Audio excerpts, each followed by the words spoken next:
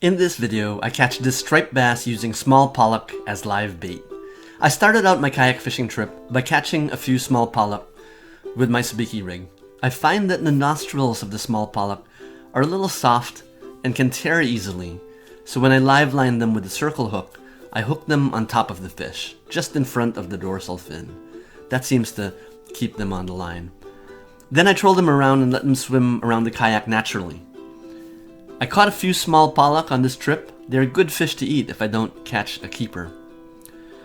I believe that fish like to hunt for their prey in moving water, which is why I usually like to fish in mid-tides. On this trip though, it was just past the bottom of low tide, which is sometimes a difficult time to fish because there's not a lot of water that's moving.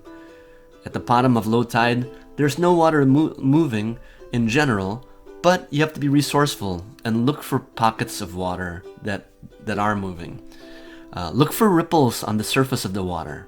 For instance, I chose to troll my bait behind my kayak as I was trolling slowly in between this rocky shoreline and a small rocky island where the striper hit my bait.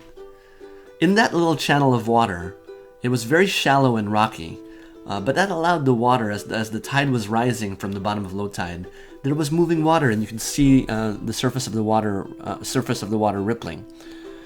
So you have to be careful though, because of the rocks, that you don't hook up on the rocks or seaweed. But that's where the striped bass are, by the rocks. They call them rockfish down south for a reason. When I was fighting the fish at first, I was very close by to the rocky shoreline and the rocky island. The fish started to push my kayak into the rocks. Pull my kayak into the rocks. I can't blame the fish, it was trying to get away, but I did not want my kayak to hit the rocks and flip over. So I latched my fishing rod to my rod holder and paddled out to open water to fight and eventually land the fish. I want to give a shout out to Kayak. They're a company that sells kayak fishing accessories.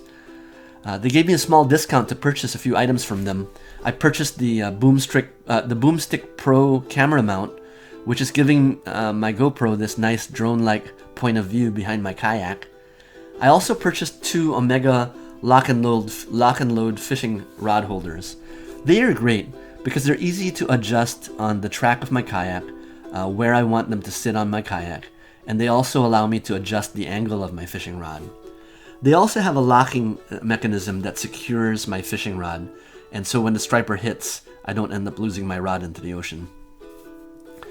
Here in Massachusetts, we have a slot limit for striped bass, which means a keeper has to be between 28 inches and 35 inches.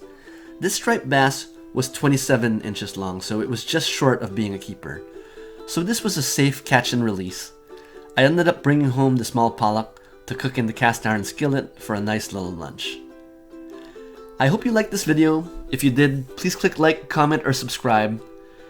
If you've used small pollock as bait for striped bass, please share any friendly tips in the comments below. I'd love to hear from you. Check out my fishing playlist on YouTube too, and thanks for watching.